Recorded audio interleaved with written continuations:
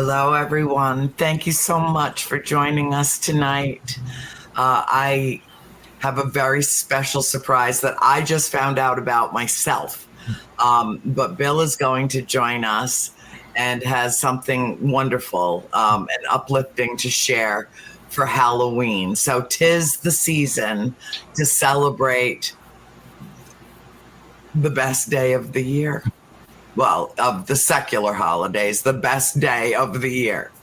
So, Bill, what have you got for our audience tonight? All right. So, I wrote the lyrics. AI, artificial intelligence, created the music. Yeah. But I also added a drum track to this. Mm-hmm.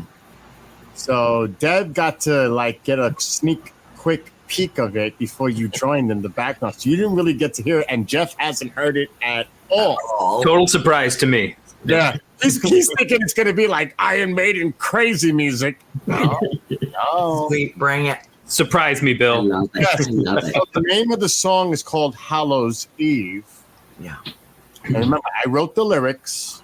AI created the music, but you'll see me, I added a drum part to it. So, you want to see it? Yes. Let's just do it. All right, stand by. Here we go. They gather in the fields, the false hearts to complete. Light dims in the heavenly heart. Bonfires glow bright with symbolic heat. Samhain begins for all to celebrate. The physical and the world to interact. Blessings for the new harvest, fires to seal their yearly pact. Pumpkins smiling throughout the house, emitting their light in the dark. Spiders bounce on the glittering web. Dogs can be heard as they begin to bark. Shadows in the distance, the source yet clear. The moon shines brightly, howls in the night, I tremble with fear. Candy awaits in the jack-o'-lanterns. Children all dressed in their Halloween guise. Traditional parties blaring monster mash. Everyone dressed in their best disguise. Ghouls and zombies walking through the streets. Superheroes but not skipping a beat. All dressed in their costumes, ringing or knocking. It's time for trick or treat. An old house sits at the end of the road. Creaks can be heard from the rusty gate.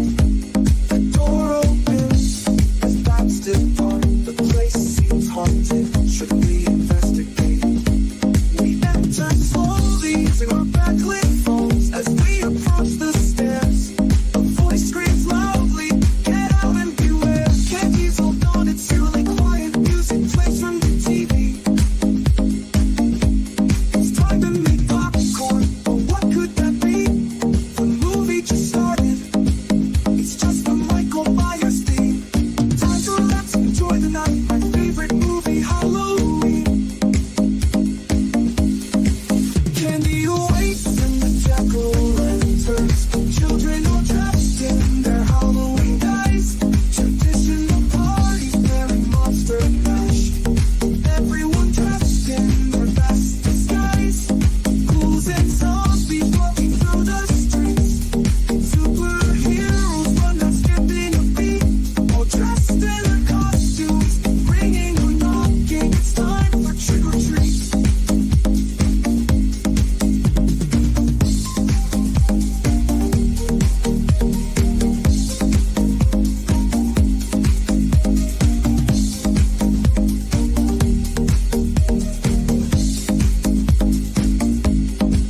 Candy awaits in the jack-o'-lanterns. Children all dressed in their Halloween guise. Traditional parties bearing monster mash. Everyone dressed in their best disguise. Ghouls and zombies walking through the streets. Superheroes but not skipping a beat. All dressed in their costumes, ringing or knocking. It's time for trick or treat.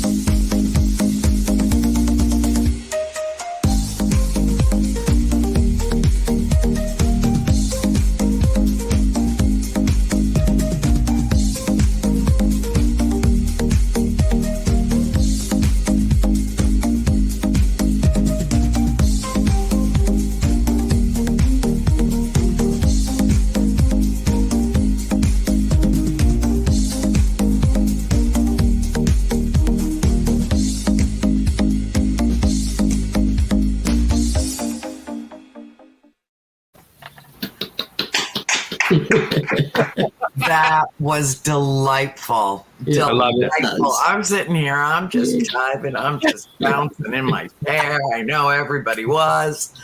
Oh my God, Bill! How long did it take you to put the whole thing together? 2 hours. Wow. Beautiful. I don't recall any mention of The Conjuring in there. Well, About maybe going to see your favorite movie at, the spooky season. I guess you're just going to have to do a follow-up track.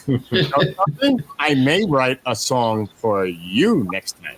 Oh, Ooh. excellent. That would be cool. Excellent. You got my wheels turning up here to write a song like that. So Yeah. You're raising the vibration. I love it. Yes. Love Yes. I loved it, Bill.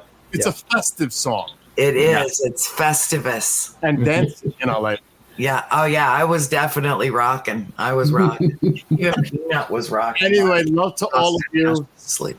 Annie, thank you for allowing me to play that. Oh, that was so great. You need to put that out and let that go viral because Right. people are going to love it. You need to tag my wall with it, and then I'll have Lenny put it everywhere in cyberspace. I'll just put the 2 magic words on it. Please share. That's all it takes on my Facebook wall. Please share, and boom. Well, love to all of you and everybody that's watching and listening right now. God bless everybody, and have a great rest of the show, the 3 of you. Thanks, Thank Bill. you. See you Thank later. you. Bye. Welcome, everyone, to A World Awakening. And what better way to wake our senses up than with an original computerized composition from Mr. Bill. That was awesome. Best intro I've ever had. I know. Yep, Yeah. best, yep, best ever. Before we go any further, this way, right there. See that beautiful bouquet of flowers? My father and Carlene sent that to me yesterday for my birthday. And I had to put it out where everyone could see it because it is the most beautiful bouquet of flowers you can even imagine. And I also got a bouquet from Amy and Sean, my dear friends down in Savannah. And I got a box from Michigan. And I got, I don't know how many cards and how many well wishes. And how many, oh my God, my phone yesterday. Phone. I'm still not done. That's why I didn't call. All the text messages that I've received. Well, And hitting your mid-30s is a big deal. So I know it really, and I think I'll stay here. yeah, I think I'm good. I'm good with this. But the outpouring of affection has just been literally overwhelming. And my sister this morning, my phone is still ding, ding, ding. And she's like, and I'm answering messages, reading whatever anybody sends me, but then thoughtfully answering them for that individual based on our relationship, what, I'm going to tell them. And I write them back a little thing about that long and engage. I mean, these are my friends. If they weren't, they wouldn't have my phone number. So I'm hoping over the weekend to catch up with all of them. But, what a pleasure. What a pleasure to celebrate my 66th year with so many wonderful souls. And I am looking forward to 67 and 77. And I am so uplifted, and I feel like yesterday was a jolt of healing. Just amazing outpouring of love. And last night we had family over for dinner, and we had a little chocolate cake, and I made my wish. And my other wish had already been granted, and that is that none of my loved ones were injured in any way from the latest hurricane to strike Florida. The night of my birthday, I was up most of the night, on the phone with my sister, holding her hand from afar, her telling me she's never been so frightened in her life, and I couldn't be there with her, and she was home alone with the dog and 4 cats, trying to keep them safe and calm when she was coming unglued, because all she could hear was pieces of her sweet gum tree ripping off and hitting her roof. And everybody's okay. And I know so many family members and dear friends in Florida, on both coasts and everywhere in between. So, the day before my birthday, I spent the whole day on the phone making sure either they had evacuated or they were already battened down and going to be fine where they were. And who would have ever thought that Milton could spawn tornadoes that you never see other than crossing the vacant Great Plains of America? F3s, F4s that are 1.5 miles wide. I mean, you don't see that in Florida. And as far as I know, all of the deaths thus far have been attributed to the tornadoes. And so I ask everyone tonight to say a prayer, keep the people of Florida in your thoughts, do whatever you can. We opened the show last week, and the 3 of us were talking about empathy and the ability to put yourself into the shoes of another. And so having lived there, having lived through 2 hurricanes myself, Irma being the worst, I know and I feel that pain.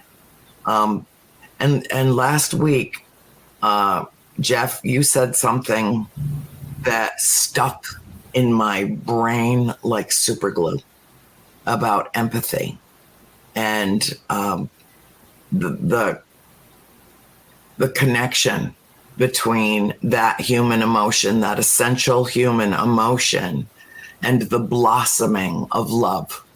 And it just ground around in my brain all week long. And, trying to see that connection in a more clear-eyed way, clear-sighted in terms of understanding how these emotions impact each other. And then today, as I was making my notes and thinking about how we were going to talk about this, I had the TV on, and apparently TikTok had, everybody knows the app, had some internal memos that were accidentally not redacted and released to the general public about them knowing that their platform is addictive, especially to young minds, and knowing that what it does in the onset of the addiction is it lowers the empathy level of children and raises their anxiety. Mm-hmm. And they estimate by their own admission that it takes watching X amount of videos, as little as 8 seconds of a video. And I can't remember the number exactly, but after you've seen 160 or 180 videos on their platform, they've got you. And they knew that. So I thought it was interesting to see that, that balance between how empathy is juxtaposed against anxiety in their own documentation about how their platform works and draws young people in. So I thought that was kind of a synchronicity, that came on while I was thinking about what we were going to do here and what we were going to discuss. And last week, we've been doing a couple of hours of soul school. We've been kind of neglecting a world awakening because I'm not up for, nor am I ready to start receiving in different guests. This is my time in my life when I need my nearest and dearest around me. So for the next, as I'm going through, I'm getting a download. So yeah, they know. Hold on. That's the second one in an hour. They're getting me ready to do the show. Last week I began the show by saying, now you tell me if this is a reach too far. Either one of you can tell me, okay? Okay. But Georgia is a big ass state. And Atlanta proper is larger than the state of Rhode Island, from whence I come. Big, geographically spread out city. And to the south of Atlanta is a suburb called Peachtree City. It's not really a city, it's a town, but that's what they named it. And so 6 years ago, I went to Peachtree City with my sister Christine because she couldn't stand her dining room set anymore, which she kept, by the way. It's all broken down in the barn, but she just didn't want it anymore. It was taking up too much space. She finally realized after 15 or so years that it was just too damn big for the space allotted. So she found on Marketplace or something, she found the set that we had. And I went with her down right near Peachtree City to pick it up from a very nice lady who had it in storage.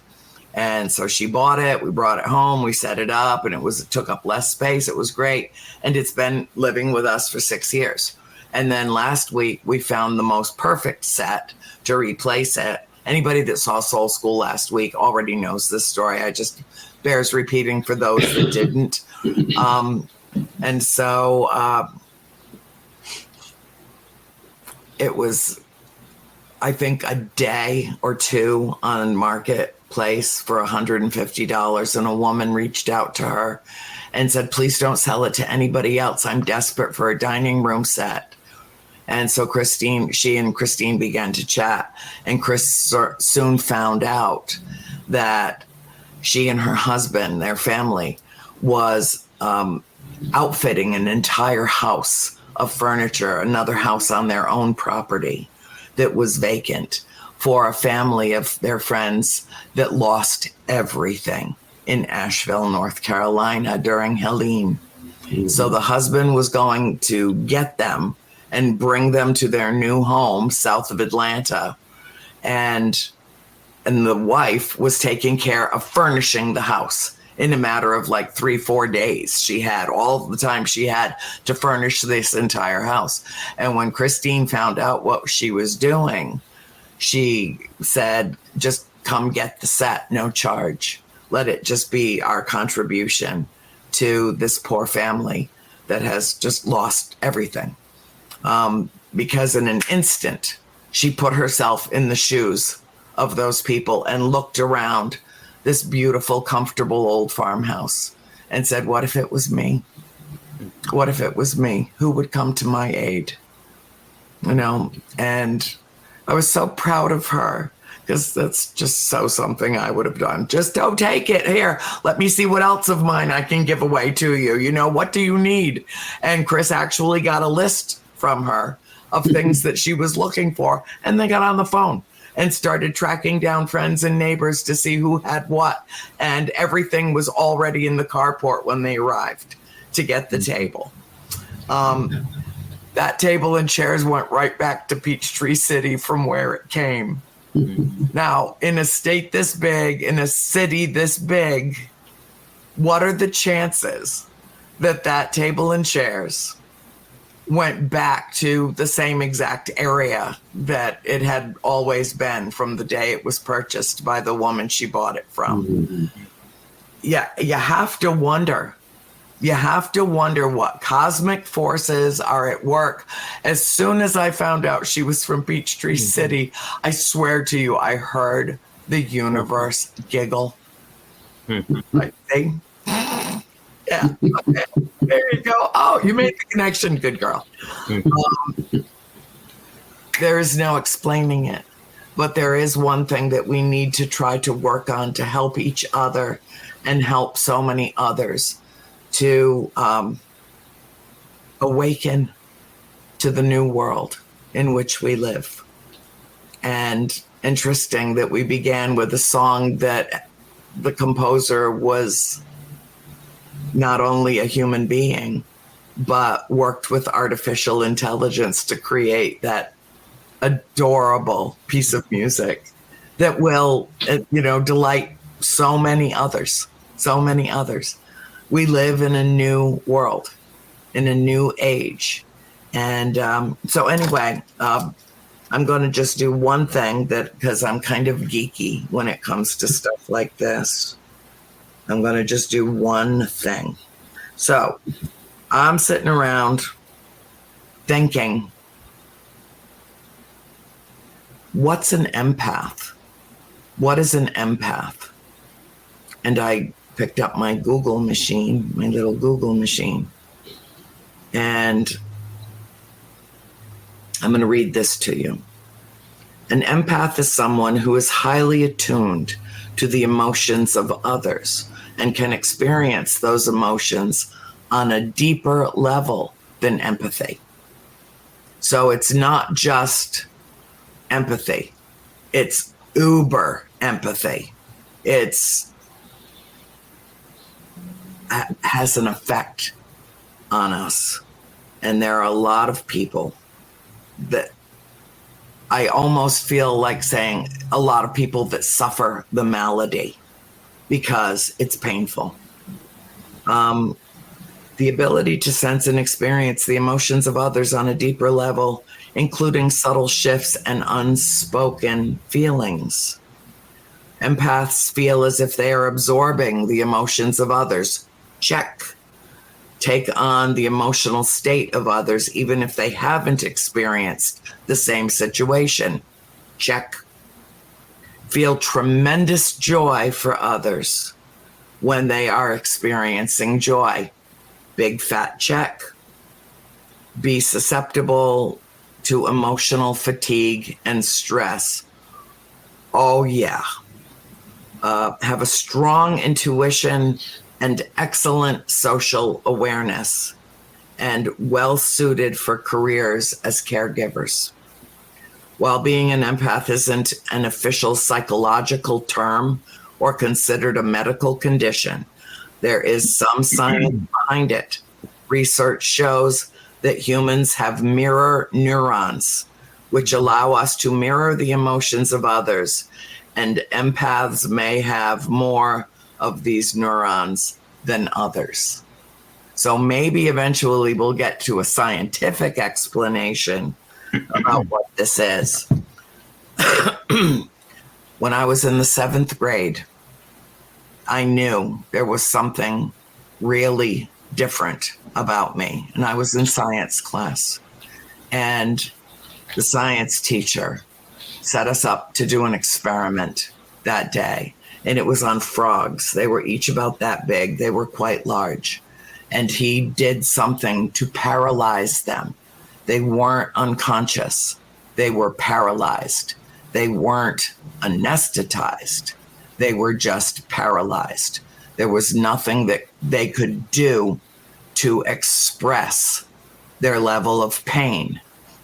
And then he set a frog in the middle of a table area, and all the students gathered around, and he took a scalpel and he split that frog wide open from its throat to its groin and pulled back its skin and showed all the students its beating heart and where its organs were. And I swear to you, that frog stared me right in the eyes and said, "Help me, please." I fucking lost it. I almost got expelled from the class. I only got a C for the class, which I never showed my parents because I was so ashamed that their straight A daughter got a C on her report card for refusing to participate in something so barbaric that I sobbed uncontrollably. I had to be taken to the nurse's office. My mother had to be called to come get me from school. And I couldn't finish out that semester in that classroom. I had to transfer to another classroom because he wouldn't lay off of me about it. And what a, you know, I won't even say what he said about me, but I will. I'm 66 years old. I was maybe 11 when that happened. And I was so traumatized by what I saw that I had to talk about it tonight. I've never told anybody. Neither of my parents ever knew that that happened to me. Because first of all, my father would have gone down to the school and punched him out. And my mother would have just yanked me out of school completely. I mean, polar opposites in terms of reactions. And I was old enough to know that. So I never told them what happened that day. But it had an incredible impact on me to see that little creature suffer. He was not a fucking science experiment. He was a living being. And I will never get over it. I will never get over it. And then I thought, there's something really wrong with me. Everybody else in the class was perfectly fine with it, all fascinated by it, you know, wrote their little papers about what they saw and so on and so forth. And I couldn't write, I couldn't breathe, I couldn't talk, I couldn't stop crying. I had to go home, and I didn't go back to school for the rest of the week. And I realized that I'm an empath. I just didn't know what it was called. I didn't know what it was called. And I think that what we need to talk about tonight is our ability as human beings to have empathy, sympathy, and empathy for other living beings is an essential, integral element of our humanity. And I have seen over the course of my lifetime it be rejected. I've known people who are really cold-hearted that just don't let any other emotion in.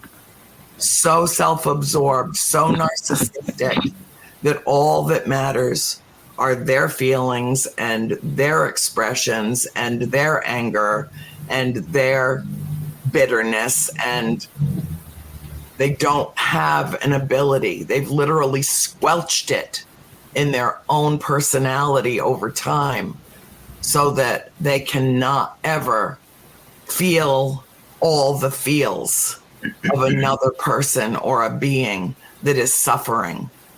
And the more I kicked it around, the more I realized that pain and suffering and grief go hand in hand and walk the path to enlightenment with love.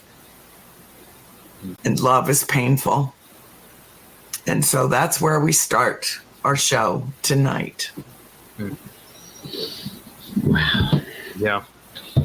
Annie, I'm so sorry you went through that. Me too. It just breaks my heart. Me too. Truly breaks my heart.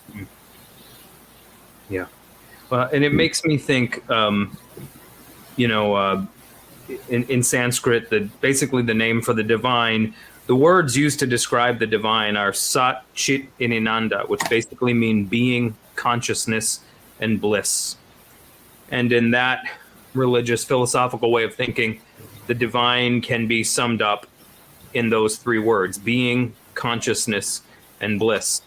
The mythologist Joseph Campbell, he talks follow your bliss. If you've ever heard the term, the idea of follow your bliss, that's a Campbellian maxim, where he says, well, being is not something I can necessarily prove or really pin down, nor is consciousness, but bliss is something that I can. Well, I would say there's something else beyond bliss, and that's kind of its parallel, which is pain and suffering. And that's also a human universal that we can all agree upon, it's the most universally agreed upon experience is suffering and pain. You can talk to anyone, even a literal psychopath, and I don't mean that in a disparaging way. I mean a literal someone suffering from psychopathy, and they can still speak to you of their suffering. Suffering is love is universal too, but suffering is the universal that I think we're more in touch with, and love is the universal that we learn as we go through life. But I think suffering is almost the foundation from which most start.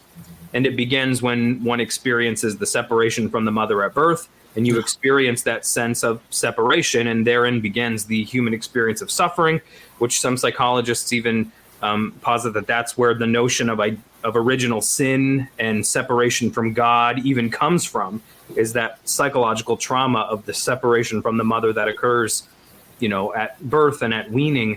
And it's something that we can all agree upon. And you talked about mirror neurons right before I was looking up on my phone, like an article on mirror neurons right as you said it. Mm-hmm. And how mirror neurons work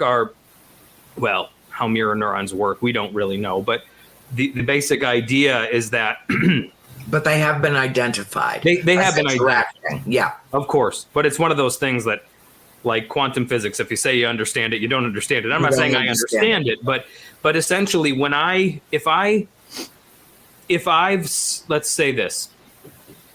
I have suffered myself in an area, and I see you suffer in that same area, my own soul and psyche has been unlocked to a degree that when I see you suffer in the same way that I've suffered, I literally feel as though I literally can put myself in your place, and I feel the way that you feel if I've experienced suffering to that same level. And so there's definitely an empathic person is, I would say, definitely someone who in some way that has been more touched or has opened themselves more up to the experience of others. Therefore, those mirror neurons have been more activated. Therefore, when they see the suffering of others, be it a human or be it another conscious creature, it resonates like a sitar, the Indian instrument. You've heard it, the Beatles' later songs, you hear it, that with that kind of like drone, you get that like broom, and but you get that like broom sound in there. Those are called sympathetic strings. I think there's 11 strings on a sitar, and many of them are in the same key. So let's say you have a lower string and a higher string. Both are, let's say, tuned to E. I don't actually know what the strings on a sitar are tuned to because I don't play the sitar. But let's say they are. When you strum the one, that's, let's say, E, the sympathetic string, without you plucking it, begins to resonate because it's in the same key. And so when you pluck it, it will resonate, and that's why you get that drone, right? That goes on. And that's, I think, my dog's going nuts in the background. Sorry about that. It's okay. I have two, and they could do that at any moment. Yeah. Somebody's probably breaking in. I don't know. It'll be fine. No, they'll go away. I'll put you under the dome of protection. You're good. We're safe. But that's kind of, I think that's when you suffer in a way, and when you experience suffering, and you don't have to even experience it maybe firsthand, but you open your soul, or you're naturally predisposed to being open to other people's emotions, you become tuned to the same key of other sufferers. And so when their strings are plucked, you naturally begin to drone, and you feel it as well, and you're activated. And that can be an overwhelming experience. That can be overwhelming. It can be something that you don't even understand. Like you said, as an 11-year-old, you don't understand why. You see this, everyone else is well, it's just a frog being dissected. This is what you do in science class. It's kind of a joke. You dissect the frog. You know what I mean? It's just it's a trope almost. It's not a joke to the frog. No, I know. And I'm saying, but I mean, it's just, you know what I mean? It's just a school thing. It's a rite of passage. But then you, for whatever reason, whether by choice or by experience, wasn't by choice. there was something that unlocked you. Spontaneous meltdown. But for whatever reason, that those strings were plucked and you began to drone in that same key because you'd been touched in that way. And mirror neurons, in my understanding, are something like that. It's having suffered oneself, you are tuned to the key of suffering. And so when you see someone else suffering in a way that you've experienced, or in a way that's relative to a way that you've suffered, you begin to drone in that same key. And sometimes it's very difficult to separate your experience from theirs, because the brain doesn't know if it's your suffering or theirs. Right. Because the reaction is identical. Exactly. And to use another musical illustration, I play guitar, I play a couple other instruments, but mainly guitar. But it's been shown that you can practice playing the guitar by imagining yourself going through various chord progressions and scales. I know. Right? I play too. I play 7 instruments, and it's true for every one of them. Yeah. It absolutely is. And yeah, you might lose your calluses. Yeah, your fingers might not, whatever. But the actual muscle memory of the placement or whatever, right. Your brain does not know the difference of whether your fingers are moving up that fretboard or not. If you imagine yourself doing it, your brain literally thinks you're doing it. There's no difference. And so the skill remains with you and or is strengthened. Yeah. That can also work in the sense of suffering.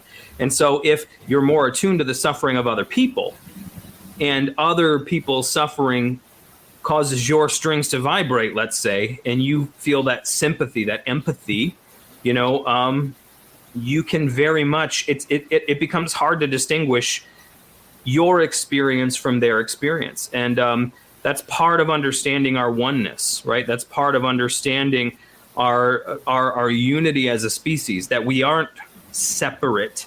We are truly one. And some, as you said, shut themselves off from that. And I think everybody is empathic to a degree. Some people have it. Some people have more of it. But I mean, just psychologically, it's proven some people just aren't as empathic, and maybe don't even have the ability to be, unless there's some kind of spiritual transformation that occurs, because brain chemistry is brain chemistry. But, some people willingly shut that off. I've gone through seasons of my life where I have literally had to tone it down a bit, because, I'm a dad, I'm a husband, I'm a bill payer. I'm trying to take care of everyone else. And there's things that I'm experiencing internally that I don't know how to do the things that I have to do in life while also experiencing what I'm experiencing. I've gone through periods where I have consciously sort of pulled the plug on that and almost gone numb for a couple of months, because I just didn't know what else to do. It was how I had to get through it. And it wasn't that I wasn't feeling things. It was just kind of like, I was like, okay, I know I'm going to watch a sad movie one of these nights and I am going to lose it. You know what I mean? And that's usually what happens. Or there's sometimes you just need, if I'm in a season like that, there's certain songs even I'll just put on and I'm like, guys, give me about 10 minutes. Dad's going to go all his eyes out on the back. Wear it all out. Yeah. But that's a survival mechanism, and a lot of people do that. But a lot of people also never re-engage it. Right. Well, I think that deliberately building a boundary up against our natural empathy is a coping skill. Yeah. And it almost gives it a certain kind of a positive legitimacy, but I don't think that it's a positive action. Yeah. And as the great poet Leonard Cohen wrote, there is a crack in everything. That's how the light gets in. Yeah. And I've talked for years about the planting of the seed in the dark, moist ground, and there it splits. And its core, its center starts crawling up through the earth to find the light. And it breaks through the surface, and there is the light. And forthcoming is the blossom. But I didn't make the correlation until just recently, the integration and correlation between empathy and love, because we think of the opposite of love as hate, but it's not. The opposite of love is fear. Yep. And hatred is born of fear. And I think we've gotten more and more attuned to fearing the pain Yeah. that we feel when we empathize. Yeah. Sympathy is one thing. Oh, I feel so sorry for them. Oh, that's awful that happened. But today I sat on that sofa and I wept as though I had just lost my mother. And that is because I had just found out that my dear friend Brad Blair just lost his mother. And oh my God, it was like revisiting all that pain all over again. The moment that Christine said, oh no, Brad's mom died. And I just lost it. And I think I was not only grieving for him, I was re-grieving the loss of my mother. Yeah. And Lenny can talk about that. Lenny can speak to that as well. You know, we've shared that as well. When my mother died, she revisited the loss of her mother to the depths of her soul. And all I could say to her is, I'll bet they're having coffee together somewhere and chatting it up about their girls and, you know, doing whatever I could to lift her up. And meanwhile, the tears are just pouring down my face, pouring, because I knew what she was feeling. And I know right now what Brad is feeling. And if I could be there to wrap him in my arms and comfort him, I would. I know how I felt when John Tenney's mother passed.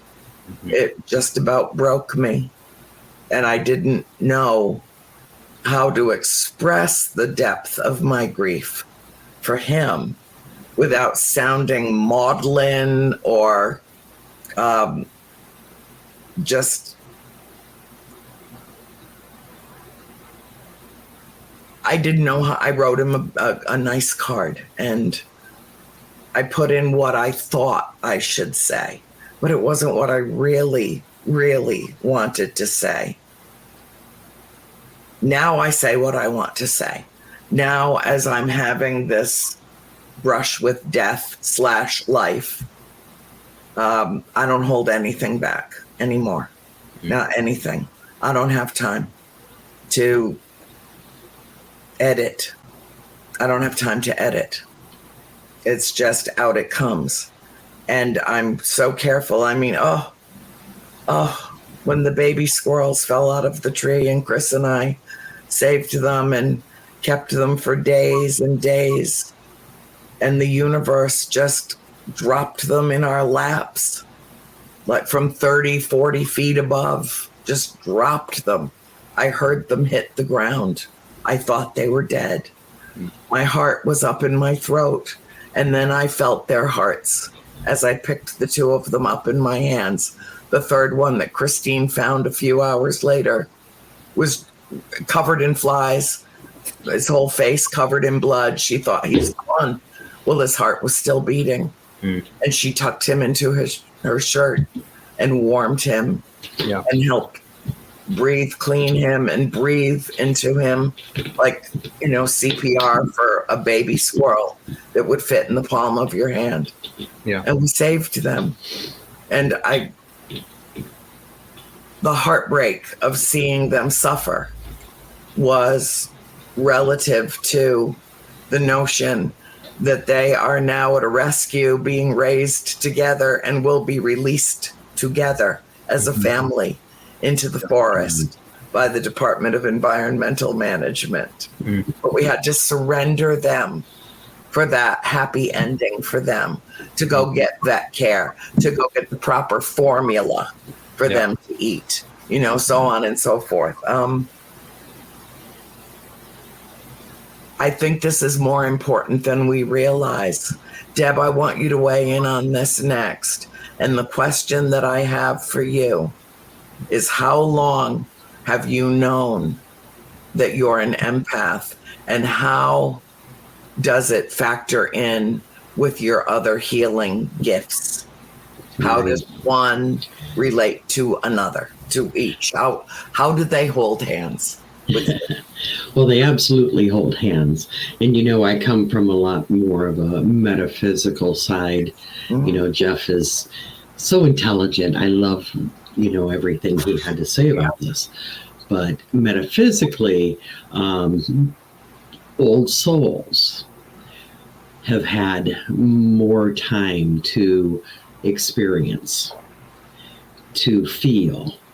I, like you, Andrea, when I was a little girl, I think like in first grade, I was always getting in trouble for helping the other kids. I had a big heart for, if people were bullying somebody in particular, that was my person to wrap my arms around, to take home, to whatever it took. Yeah. I did not know that, back then, like you said, we didn't have a word for it. All we knew is we felt strange. Why do we get so upset? Why would I cry when somebody else was being bullied? Yeah, me too. Instead of be like the other kids who were doing the bullying. I didn't understand it. But I think, many people who are empathetic grew up exactly that way. I think most are old souls. Does it tie in with the whole spirituality, healing, all of it? Even, I'm a medium. I was born into mediumship, and I've always called myself a spiritual medium. Just a little bit different because I'm totally run spiritually.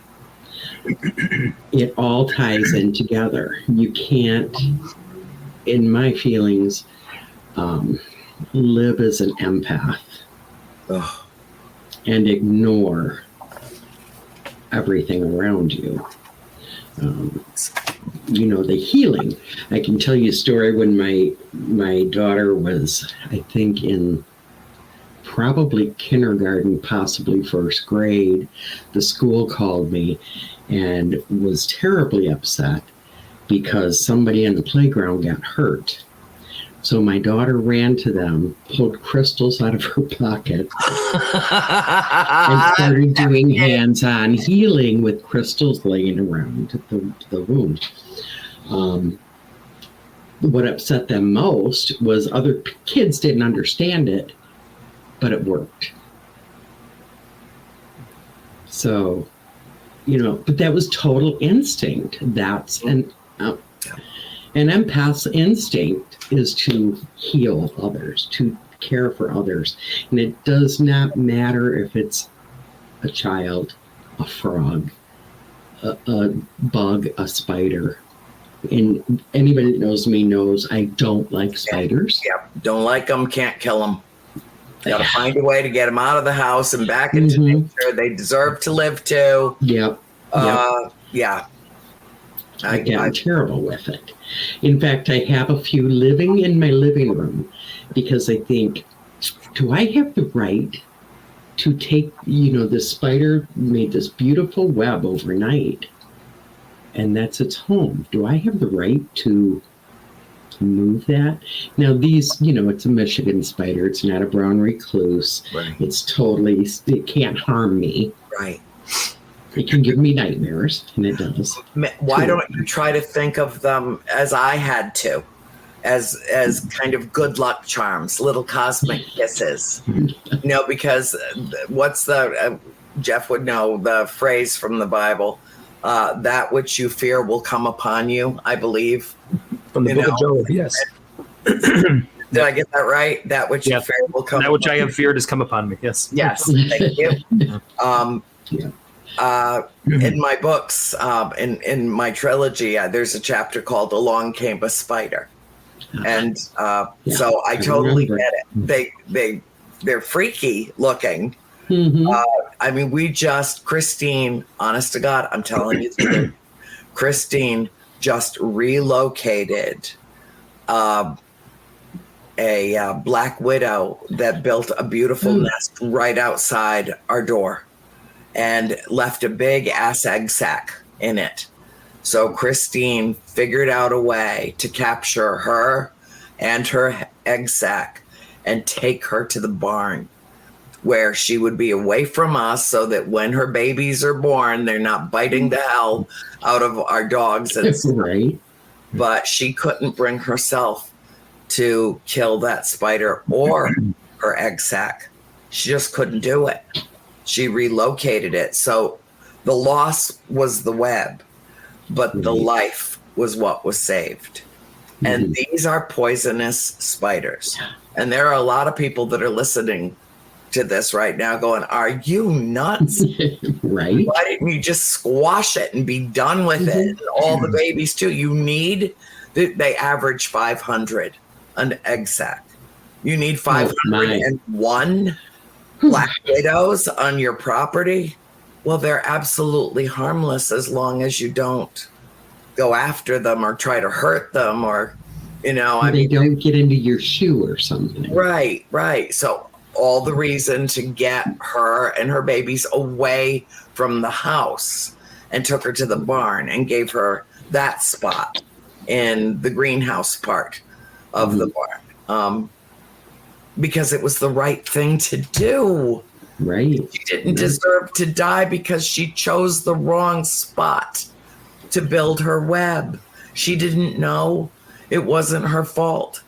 You know, do you think for one moment that I barely survive watching the evening news, seeing babies blown to bits in Gaza? Right. And, you know, I can barely even get through it. I mean, I literally tremble and my vibration gets crazy. And Erin gets on the phone and says, turn that shit off. You are poisoning your brain. It's why you're sick. It's why you're struggling.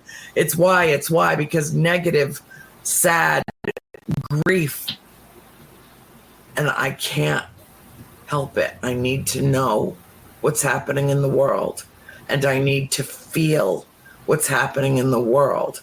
And for the first time in my life, I'm trying to create a boundary where I can observe but not feel. Just observe but not feel the pain of others. And I am failing miserably at it because it is such an essential element of who I am. And it's something that I don't want to change, Deb. You and I have talked about this, you know, over and over again. I'd rather be, you know, gullible and fooled by someone than not be open to everyone. You know? Right. Right. Yeah, you know, to a point, especially being an empath and being someone who totally feels what other people feel.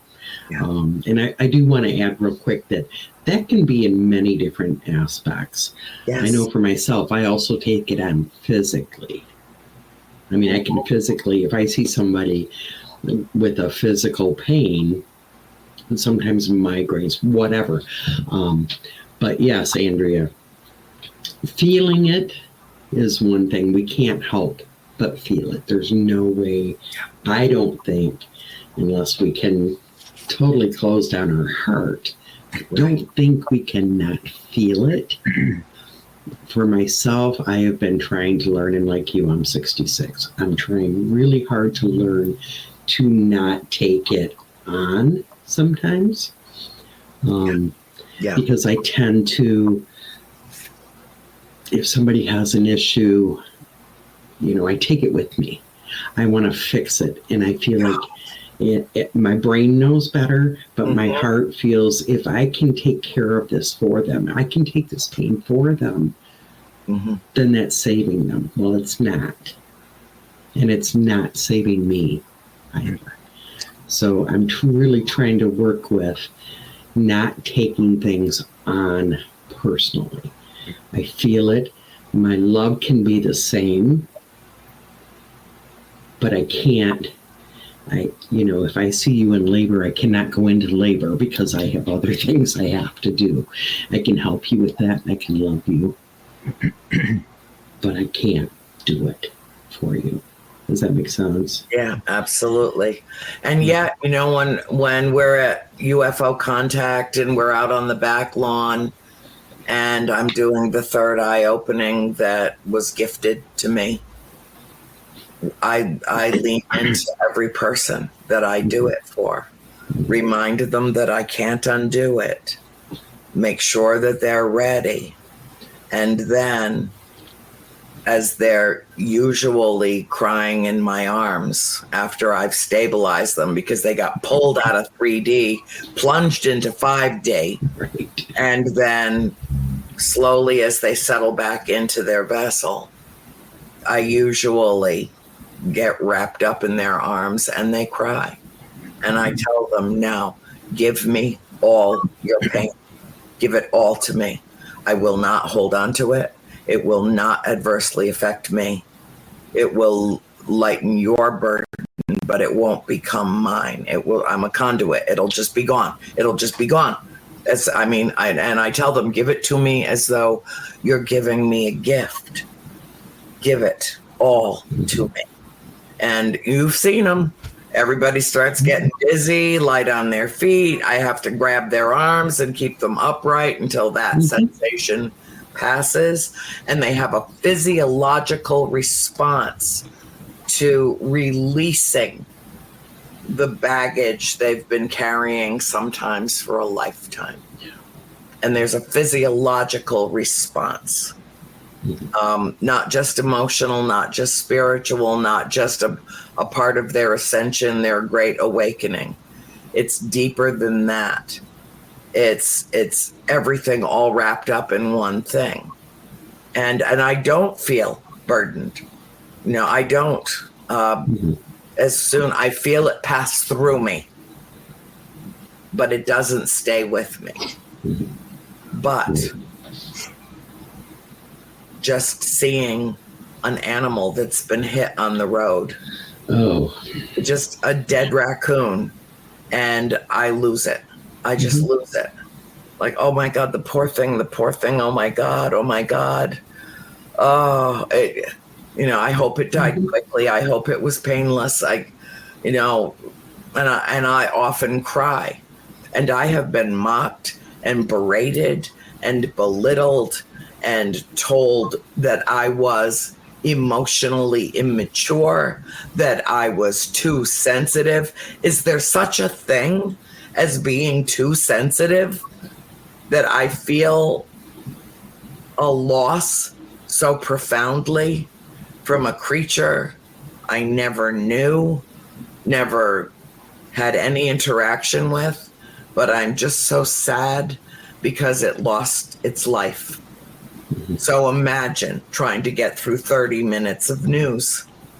Just imagine, and Erin swears, she's an energy healer. She's an energy worker. And she's like, you're hurting yourself. You're hurting yourself.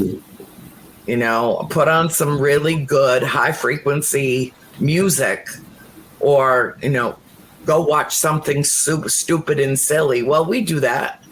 We take our respite from the real world. Christine and I mean, we have that together that we share, and we can talk about these things. But I thought that this subject needed to be fleshed out here tonight, because I do believe that we've become inured, we've become desensitized to the feelings of others. And I think it has a dramatically negative impact on our society and on the global community. Because when we stop caring about the pain and suffering of others, or if we never did, it's so much easier to inflict that pain without conscience. You know, I guarantee you there was no one in Nazi Germany in the SS that tortured and killed millions of people that had an ounce of empathy or consideration for their victims as life forms, let alone human beings.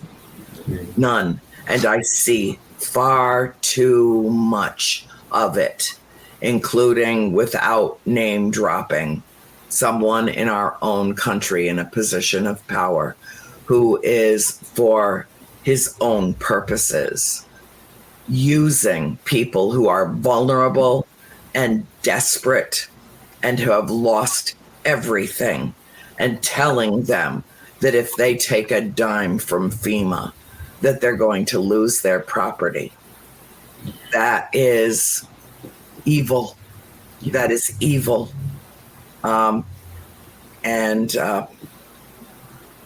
there's no empathy there, not an ounce of empathy there that could allow that concept to even surface. A deliberate lie. He knows better.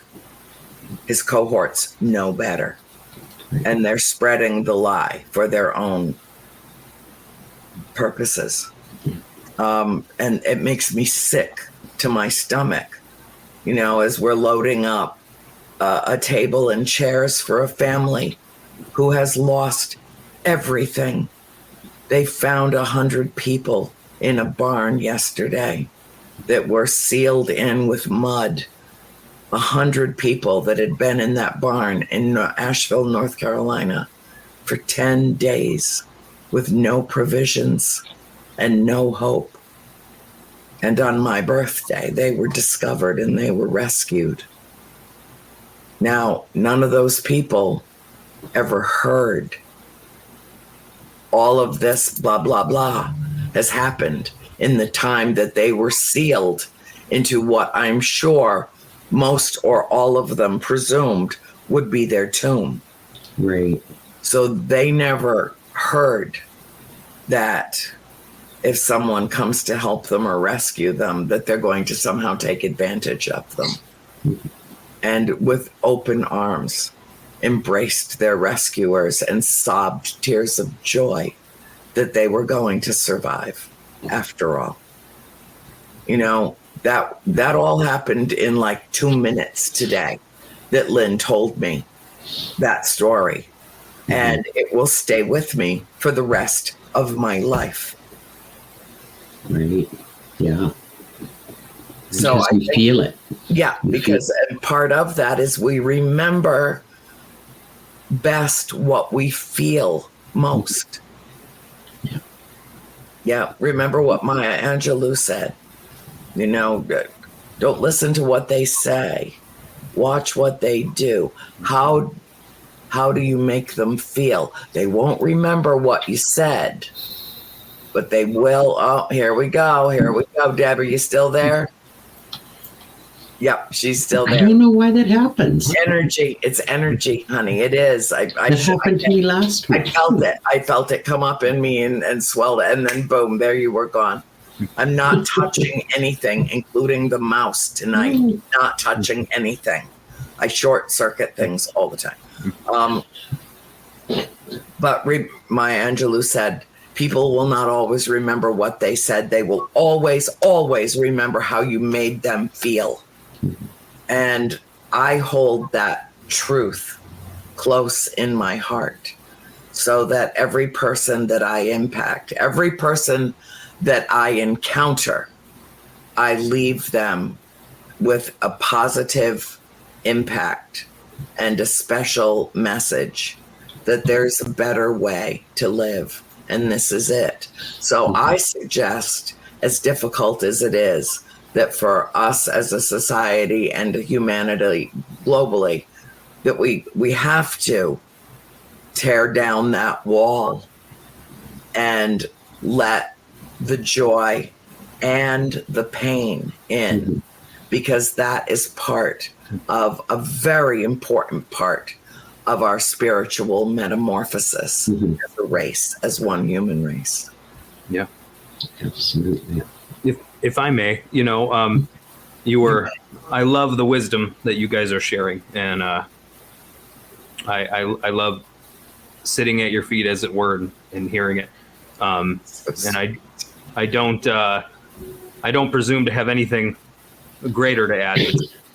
My thoughts, as you guys, as I was listening here, a couple of things. One, you were talking about the article, and I haven't heard that study that you mentioned, so I'm just kind of. It's their own internal documentation, their own study that got released accidentally. Yeah. Oh, and am I surprised? Absolutely not. Like, I have TikTok on my phone because once upon a time during COVID, I thought to myself, well, maybe I'll try to get my message out more via TikTok. And then I realized. I almost did, but I decided no. I got on there and was like, I'm too old for this. And I quit. But leave it to the kids. Yeah, I was like, no. What if it's making an adverse, having an adverse effect on the children? Exactly. And that's, what I think part of it too, as you said, it decreases empathy and it increases anxiety. Well, there's a lot of reasons why that could be, but one of the reasons that it definitely, I think, decreases empathy is the speed through which you're scrolling through videos. You're not actually staring at anyone long enough to empathize with them. You are not sitting in the presence of someone playing their life to you in the key that it's tuned for your strings to begin to vibrate sympathetically with theirs. You're not sitting in their presence long enough to feel them and know them. You're hearing sound bites. You're seeing 10-second, 20-second clips, I'll say this, even of people who are bad apples, you know what I mean? But to the point that you can't see the humanity of the bad apple, because you can otherize bad apples, right? I mean, because there are bad apples and there are people who need to be corrected, who need to be called on the carpet. There's power that needs truth spoken to it, but there's a proper way to do that. There's an improper way to do that. Right. And, but even there, even when I think someone is justified in their defiance of someone, right, or in their anger towards someone, the speed with which we metaphorically scroll through these things turns people into social media avatars to us that we can just block, and in real life we carry that habit over into real life, and we begin to treat real people like that. It's like, no, I'm sorry, man, that's not real life. Real life is different from this. Real life is different from this. Real people are a lot more complicated than the 20-second videos you see of them, the 30-second sound bites you hear, or even the 20-minute, speech you hear them give. There's a lot more behind that person than just what you see. And that is part of empathy too. And that's a hard part of empathy. That's a very difficult part of empathy, is empathizing. There's the word. Empathizing with the one that you see as the enemy. That's the hard part. And to me, that's the dark part. And that's the part that has been most challenging for me. Yeah, me too. Is to realize that even the one that I feel the greatest threat coming from, at the end of the day, is a human and is the way they are for reasons that may escape me, but there's reasons. And if I don't understand those reasons, I could become that person just as easily as they became that person if I don't understand what put them in that position. And I could become that person in my defiance of them. And this has been the hard part for me, especially over the last decade, is staring into that, as Nietzsche said, he who fights monsters, take care lest you become a monster in the process of fighting one. You stare into the void, be careful how long you stare, because it will stare back into you. And, if you spend all of your time looking at this, it will look back into you. And that looking will be a substantial looking that gains entrance to you eventually. So it's a delicate balance, but that is part of empathy. And it's the hard part, because I found it's very easy for me. It's very easy for me to feel empathy towards, people who are suffering, people who are obviously suffering, right? Mm-hmm. The harder part, and when I say harder, it's more me pushing past my own disdain, has been allowing myself to feel empathetic towards people who are clearly hurting and suffering, but whose hurt and suffering are manifesting in a kind of aggression. right? You know, my dear friend, theologian Michael Hardin, he defines the word sin as the painful way that or the destructive way that we deal with our pain. And I like that far better than the word sin, which just simply infer, you know, a breaking of a commandment or something like that. You know, but everyone who is acting in an evil manner is acting in that manner because they're broke. There is something broken and destroyed. And that's the hard part. And part of being a healer is not just being wounded by pains that we then sympathize when we feel other people, when we encounter pains that we ourselves have endured, but also sometimes purposely putting ourselves in the shoes of others. How did they get this way? How did they find themselves in that position? And, you know, people who maybe aren't naturally empathically inclined, it is a practice, you know, that you have to do. And it's something that I've had to do over the years, to look at the darkest thing and be like, how does someone go from someone who could have went this way, but instead went that way? How do they go that way?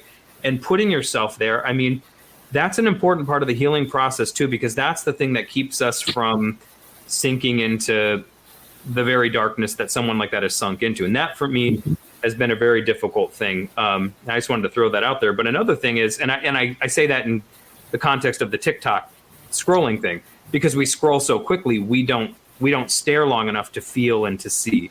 And the work of Emmanuel Levinas, the Jewish philosopher, is invaluable in this regard, where he talks about the face of the other is the face of God, but we rarely stare long enough into the face of the other to see the divine looking back at us through them, even if that divine is suffering in them. We just scroll so fast. It's so quick now. We can just, I don't want to see that. I don't want to see that. I don't want to see that. Block, block, block, block, block. Instead of, why is this like this? You know, what's the pain, what's the suffering behind this? Because we can't, I don't think we can heal what we don't let ourselves be touched by.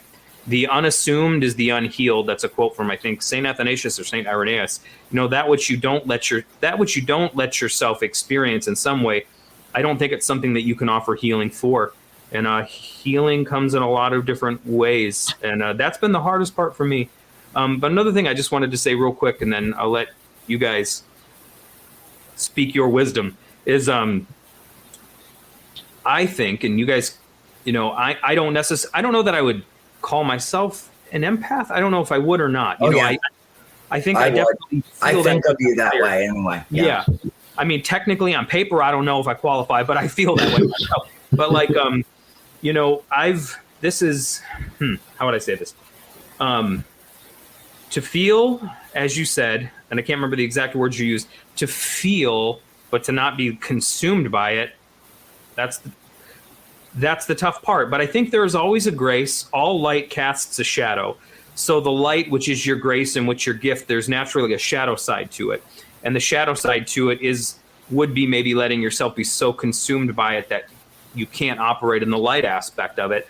You know, but like some people, then they run so far from the suffering. And this is one of the, I don't want to say gripes, but Carl Jung talked about his fear of Westerners taking on Eastern philosophy because they don't come from an Eastern background, right? And so let's say in Buddhism, we talk a lot about detachment, you know, in Buddhism. Right. And now that's, I don't want to say a buzzword, but you hear a lot of that in New Age culture and stuff. But we're Westerners. We don't come from an Eastern tradition. Buddhism grows out of Hinduism. And in Hinduism, you know, there's a belief that you're a part of this caste or that caste. There's certain things about you really can't change. So part of the freedom of Buddhism and detachment was the idea of, well, it doesn't matter. I so detach from that which I can't get away from. You know, I can be free and liberated from that. Well, we Westerners don't necessarily have that same viewpoint, you know, and so we're just talking about detaching from suffering, but we're taking that belief system out of its context. And so it doesn't work in the Western context the way it does in an Eastern context. So, you know, we're just like, I detach from pain. I don't feel any pain. And I just go through life, you know, walking, you know, 10 feet above the ground, you know, or whatever. And it's like, no. That's not what detachment is. Detachment is not being just a stone cold shell. That's a terrible understanding of Eastern philosophy. You know, it's a misappropriation of it. Yes. Detachment is like, no, I'm not tied to a caste. I'm not tied to any one particular fate. I can become whoever the divine in me wills for me to become. That's it. That's detachment. It's not being like, I refuse to feel this and I'm going to just be all positive bubbles and My Little Pony and rainbows, and nothing wrong with that. But life isn't always all that. And, there's one of my favorite stories is in John chapter 11, where Jesus weeps at the tomb of Lazarus just before he raises him from the dead. And in the story, are we to think that Jesus didn't know he was going to raise him from the dead? No, in John 11:11, he says, Lazarus is asleep, but I go that I may wake him up. 11:11. It's one of my favorite verses. Our friend Lazarus has fallen asleep, but I go that he may wake up. 11:11. That's an awakening synchronistic number. But he already knew what the outcome was going to be. And yet still, when he was at the tomb, he stopped and he wept with the family, and he wept from his own heart because Lazarus was his friend, his dear friend, even though he knew he was about to raise him from the dead. So that just goes to show there can be this positive knowing that things are going to work this way or that. However, it's still okay to stop and feel the pain of the moment and empathize. In fact, it might be key. That might be the key to the resurrection, as it were. I think it is. I think that the acceptance, not the rejection.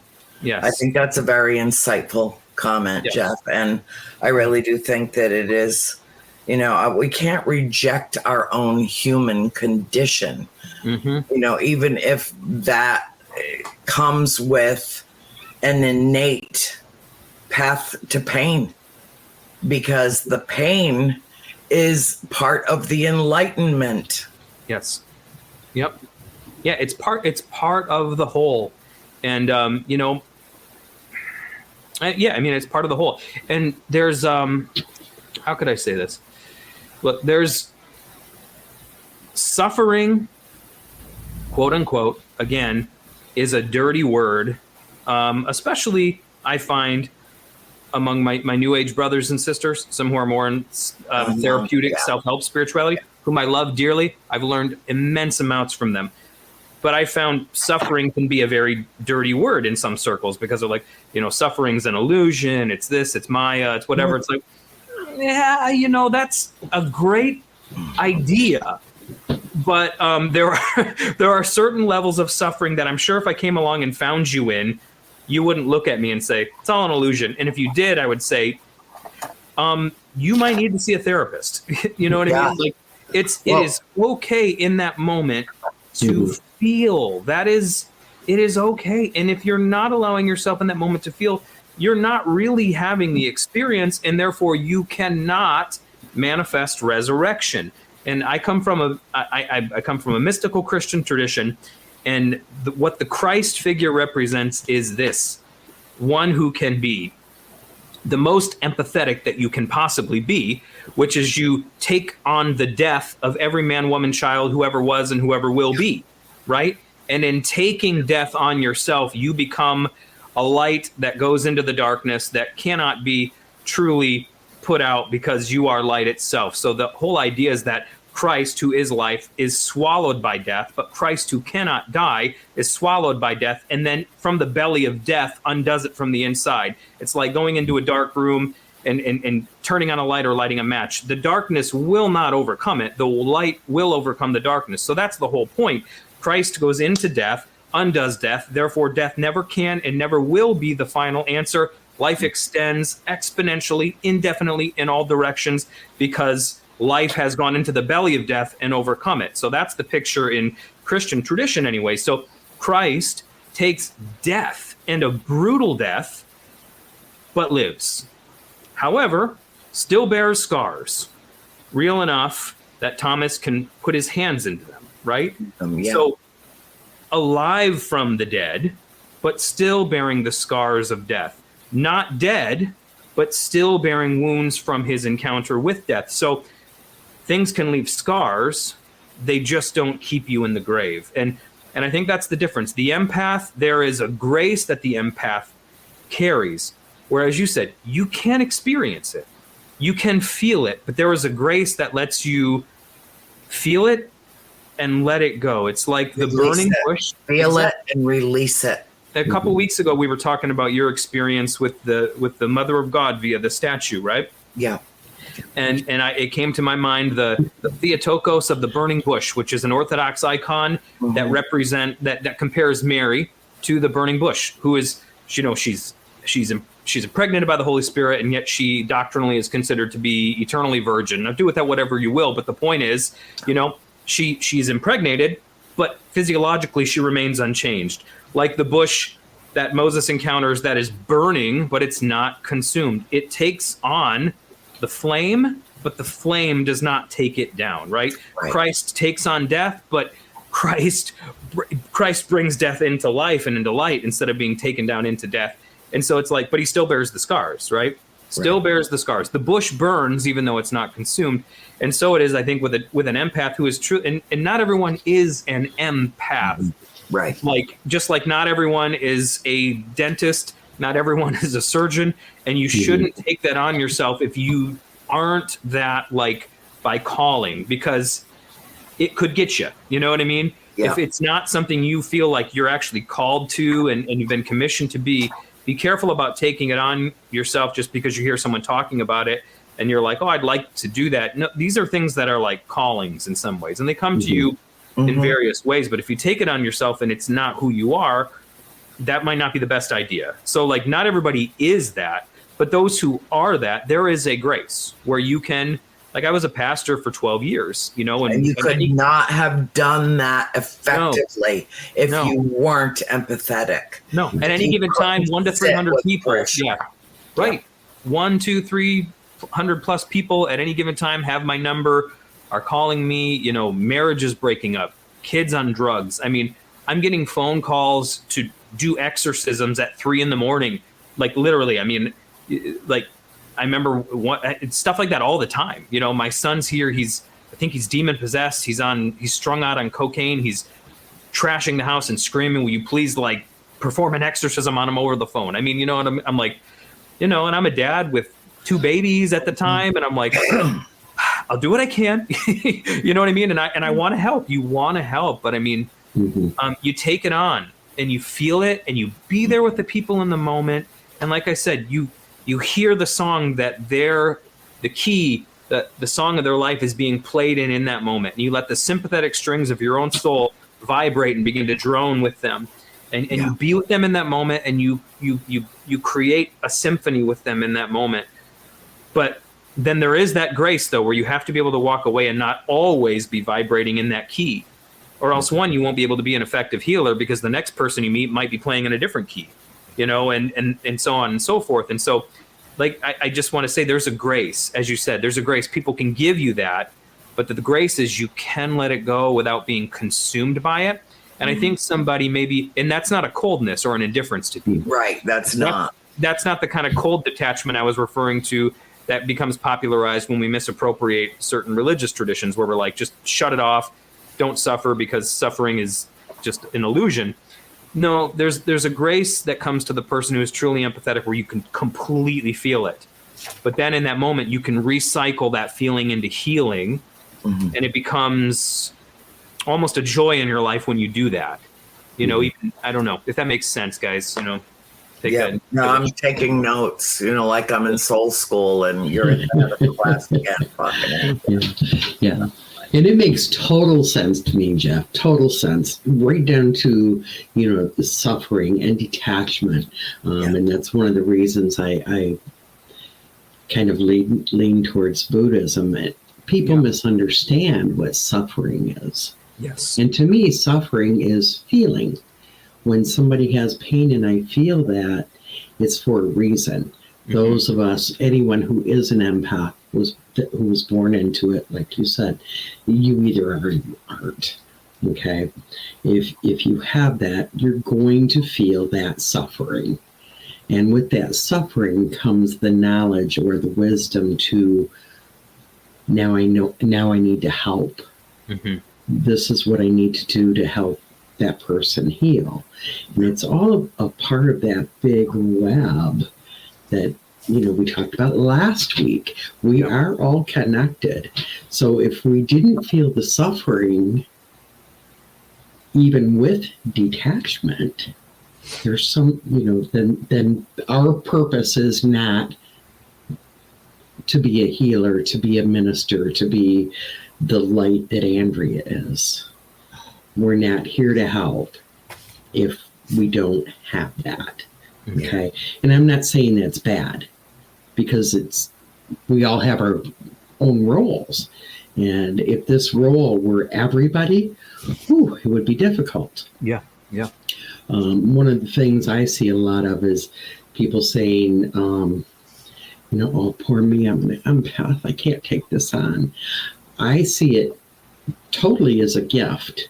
Not that I always want to feel that suffering or feel even the joy from others or the migraine from others, but it allows me to feel life and to know my position, know what I'm supposed to do. Okay. So, I love the way we're all getting little different parts of this, but great topic, Andrea. Great topic. Well, it's just been haunting me like a mean old ghost, and the 'tis the season.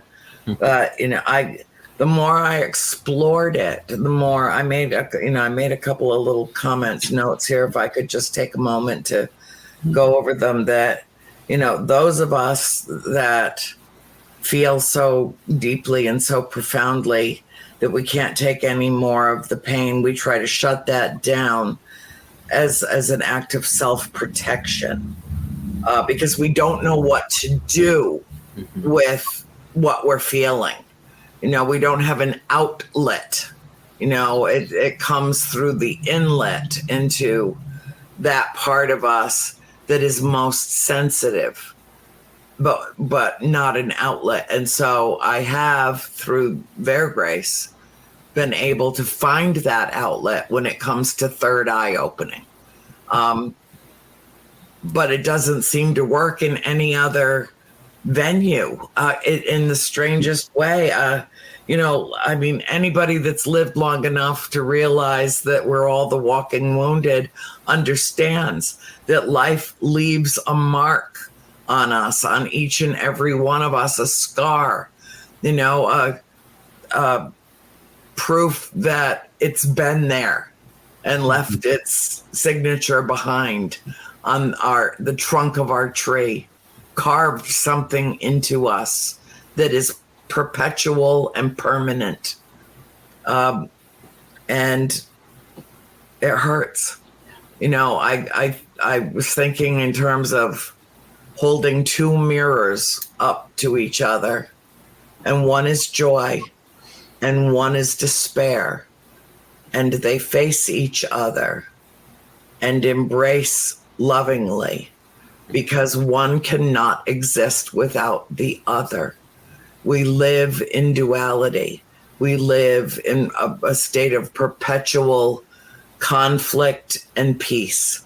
Conflict and peace. There's this ongoing war in duality, and we live in 3D. That's the nature of our world and the nature of the human condition.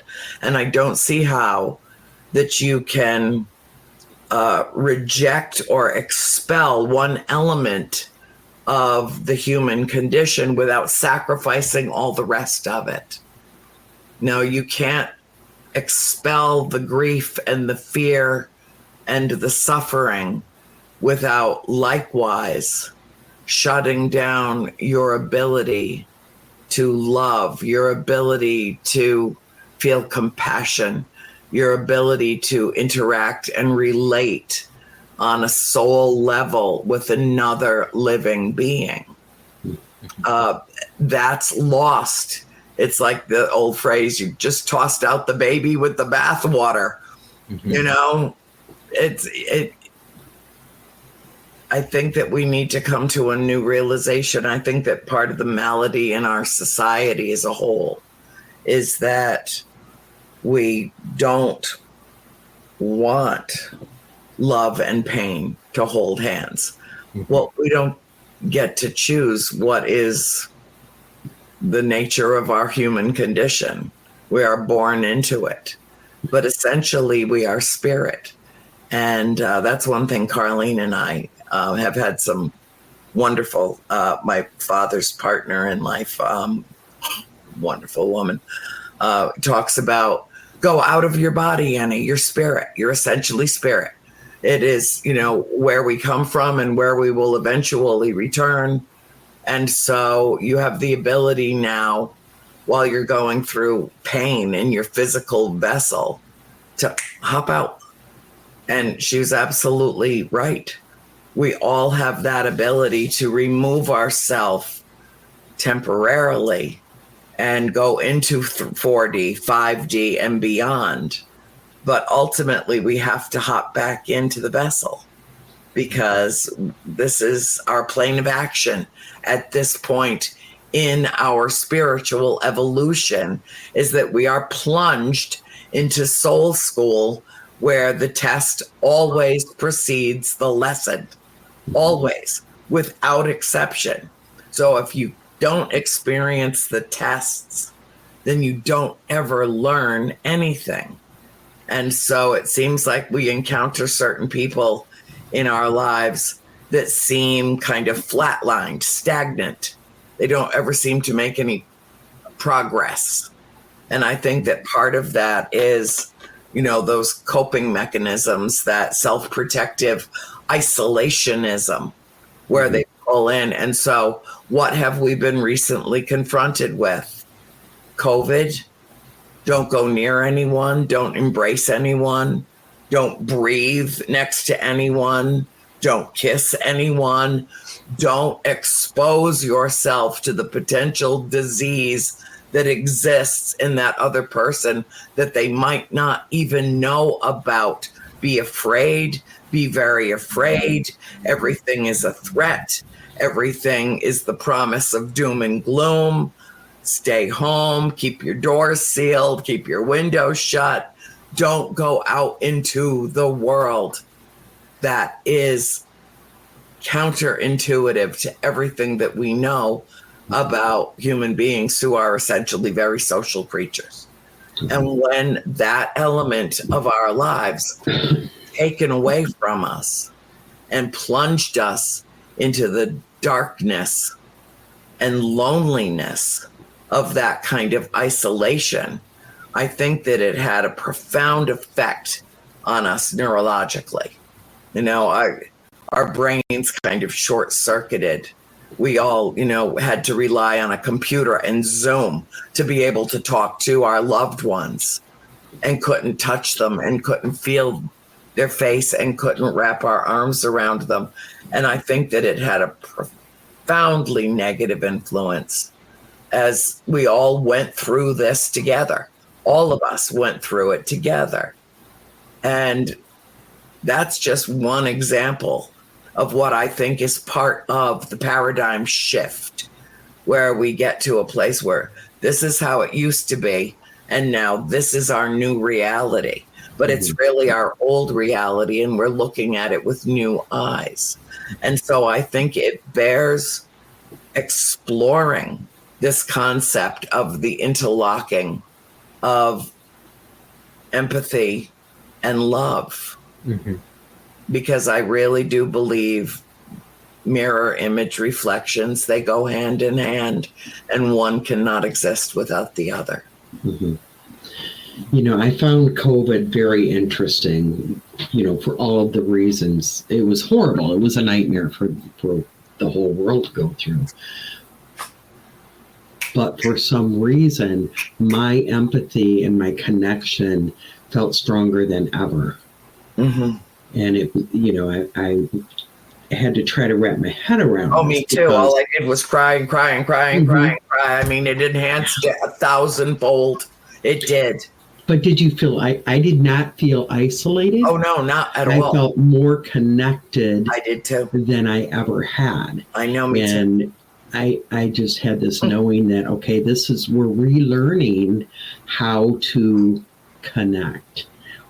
We don't always have to physically be holding hands or together to have that connection. Sometimes we're connected very deeply with beings that aren't even on the same planet. Yeah. Explain that. Explain that exactly. It's part of the web. It was all about, and I see it too as part of the paradigm shift. We were coming into this new world in a way that we didn't quite understand, and we had the mindset that if we couldn't be with people, then we would be separated. We would feel isolated. And we had to learn a different path, didn't we? We absolutely did. We had to take a different path toward the same goal, toward the same, we had to take a little detour on our journey. And then we found out those that were willing to take that detour found themselves bonding online on Zoom and other platforms like this with people that they've never even met. But they were talking together because they were all having the same experience and sharing that experience. And that is a form of empathy and compassion. So it enhances the communication around that. Yes, I had a completely different emotional reaction to COVID than most people that I know. I was, first of all, really happy to have a little downtime, managed to do a whole lot of writing. What's in that bottle, Deb? That better be water, because it's water, trust me. Vodka. Whatever you say, Deb, whatever you say. Whatever you say. And this is really coffee in my really French coffee cup. If it's clear, it can go in this bottle and nobody will know, right? And that's true. And nobody will. Nobody will. But, okay, so you can't deny and you cannot ignore the fact that you're a human being and that you are subject to the human condition. And empathy being an omnipresent aspect of life, the only way that we can keep it from hurting is to, like spirit, turn our back on it and ignore it like it just doesn't exist and focus inward. Well, focusing inward is what releases the empathy. So that's entirely counterintuitive because there is no escape hatch. There isn't. So then you have to confront the fact that there's no escape hatch. And then you have to understand, I can't say you have to understand. Nobody has to understand jack shit. But maybe perhaps strive to understand the point of correlation and integration between the darkness and the light, the duality, the love and the pain, the joy and the despair. And therefore, in that interrogation of these seemingly opposing forces, like you were talking about last week, locking to seemingly opposing forces, but with the triad, with spirit, you create the braid, like the hair. Two separate strands, but then with the third all wrapped around in this beautiful dance. With a ribbon to tie it off nicely and neatly on the bottom. You have created one thing, a braid. Exactly. Why don't you revisit that a little bit? Yeah. To leave, honey. No, I'm good. I'm here. I'm good. Okay. Could I read a passage from something and then expound on it a little bit? Absolutely. Are you Googling? Are you using the Google machine while we are doing the show? I do that all the time. I'm just in my Kindle app looking at my library. But so this is from Andrea and I. I know this is a shared a book that we both love, The Prophet by Khalil Gibran. Yeah. And so it's a book of perennial wisdom if you're not familiar with the work, and essentially it's a prophet who's getting ready to set sail and leave an island where he's lived for some time, and those he's lived among are asking him before his departure for wisdom on certain subjects. And it's a great work. It's on marriage, on love, on this, that, or the other. It's a great little work to just click on and read a passage. But it says, then a certain individual spoke up and said, "Speak to us of love. Speak to us of love." This is one of my favorite passages. Yeah, I'm going to try to get through it. without my voice crying. cracking or my eyes tearing up. Yeah. I'm going to practice kinking the hose and pushing those emotions down. So no, here we go. Think of strong things. And okay. Then said Elmitra, speak to us of love. And he raised his head and looked upon the people, and there fell a stillness upon them. And with a great voice he said, when love beckons to you, follow him, though his ways are hard and steep. And when his wings enfold you, yield to him, though the sword hidden among his pinions may wound you. And when he speaks to you, believe in him, though his voice may shatter your dreams as the north wind lays waste the garden. For even as love crowns you, so shall he crucify you. Even as he is for your growth, so is he for your pruning. Even as he ascends to your height and caresses your tenderest branches that quiver in the sun, so shall he descend to your roots and shake them in their clinging to the earth. Like sheaves of corn, he gathers you unto himself. He threshes you to make you naked. He sifts you to free you from your husks. He grinds you to whiteness. He kneads you until you are pliant. And then he assigns you to his sacred fire, that you may become sacred bread for God's sacred feasts.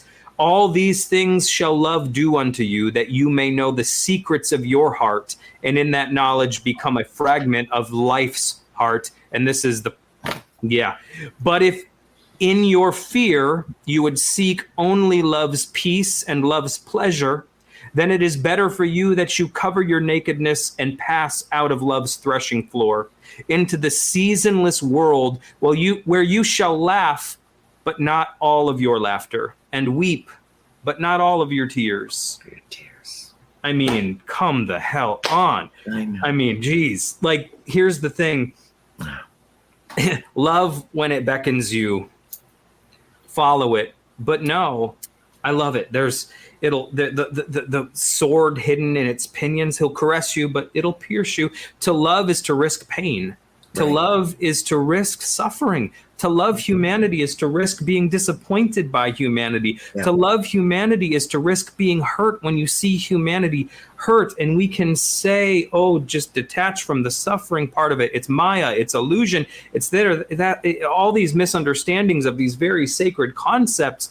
But the fact of the matter is, the totality of the experience that love brings to our life is the full picture of what the divine is. It's all of these things. And it says, look, if you only want the good stuff, it's better for you just to bow out now. And you'll find yourself laughing, a little bit, but not all of your laughter, and crying some tears, but not all of them. You will live an incomplete life. Right. You will live because of fear, because you're afraid to experience the suffering, because you've been told suffering is this, that, or the other. You're afraid. And I know, not listen to you guys, I know you're hearing me, but to those listening, like, hear me. When I meet a person who's suffered, I've met a person of depth. Even if they've not properly handled it, there is a depth there that you just don't find elsewhere. And they might not have it all eloquently put together. They might not know how to, prattle on in philosophical and theological, terms about what it is they experienced and how they dealt with it. But there is a depth carved out in that soul that you just don't encounter elsewhere, Mm-hmm. And Carl Jung talks about the second half of life, right? And the second half of life is where, you prepare for death in the same way that in the first half of life, you're preparing to live. And that second half of life, somebody could be there in their 20s, if they face their mortality, if they faced suffering in a certain way. And there is a certain depth there that you just don't get anywhere else. And, there's all kinds of pithy religious statements we can, use to shield ourselves from this experience. But the fact of the matter is, to open yourself up to love is to open yourself up to the possibility of pain. But that pain is not the negative you've been lied to and told that it is. It is the thing that unlocks the fullness of the divine within you. Whatever name you want to give with that, it is the thing that allows you to laugh all of your laughter and to weep all of your tears. It's the thing to live fully. Exactly. Love is the thing that binds together joy, and suffering. It is the third force that enters into the picture, that takes the affirming and the denying force of pain and pleasure and braids them in this single uniform thing that now we look at, and we don't say pain and suffering. We look at and we call reality. We call it God. We call it life when you allow third force in. But the fact is, most don't do that. They get stuck in one fragment of being, and they're either all suffering or they're all joy, and they're always denying an entire half of their life. As Gibran says at the end there, some of your laughter, but not all of it. Some of your tears, but not all of it, because of fear. You know, but when you let the walls of fear down and you just choose to love, you just choose to be, both of those things will be there. They will be present, but they become one thing instead of two opposing forces, right? It's a braid now instead of three strands. And you never speak of it as two separate things again when you let that third force have its way. I don't know if that made any sense, but that's what I was feeling in my heart to say. Complete and total. I could not have found better words to express what I was trying to get at. And I thought that the analogy with the braid that you made last week on Soul School was just brilliant and perfect. And it's part of why I think it stuck in my head all week and simmered on the back burner to create this stew that we're serving up tonight. And I guess, you know, I'll just say again, be not afraid, live fully, you know, don't live recklessly, but live fearlessly. Yes. Oh, wait, we have 6 minutes. That's so pushy. We have 6 minutes.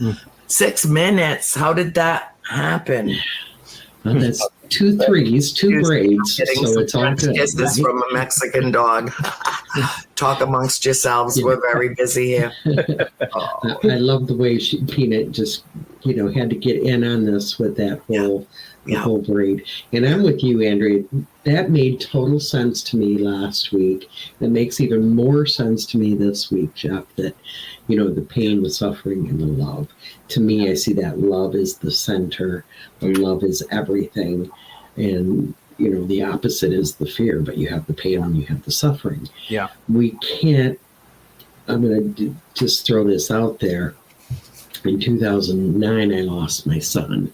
He passed away. It was the worst pain, and it's still some of the worst pain of my entire life. But at the same time, I would not go without that pain of losing him to not have that. I still have that love. I still have the suffering. I still have the pain. And together, I still have my son. So, you know, that's kind of sums up life with that braid. And to me, that's so perfect, because that's perfect. I think that the only true measure of love, I think that love in its most purest essential form is purely ethereal. It's an action. It's not a noun, it's a verb. And I really do believe that I truly believe that it is the answer to every single question. But I also know that the only true measure of love is the corresponding grief that accompanies a profound loss. Otherwise, don't even bother to attempt to define, describe, or share the experience of something that emotionally significant in your life unless you're willing. You know, therein lies the risk. You know, put it all in, you know, there's nothing like a mother's love. There's also nothing like the loss. I don't know how my mother survived the loss of her youngest child, my sister April. I don't know how she lived after that happened, because it almost killed me. She collapsed when she was told that April had passed away, just collapsed. You know, I'm in California. Christine's here in this house. My sister Cindy and her husband are here. And my mother just faints dead away at the thought that she won't see her daughter again. And now they're together in another realm. And this morning I was sitting out on the deck saying, April, you better show her the ropes. I'm sure you have found your way around everywhere that you're going. Just show her the ropes. Bring her with you. Come together to visit us. No, I talk to her all the time because that helps. And I know that you do with your son as well. Absolutely. It mitigates some of that pain. It makes it tolerable, makes it bearable. That's why I don't understand, people who's like, oh, hocus pocus, paranormal bullshit. No. It's well, I know that spirit is real, and it is incredibly comforting to me to know that I'll be with them at some point.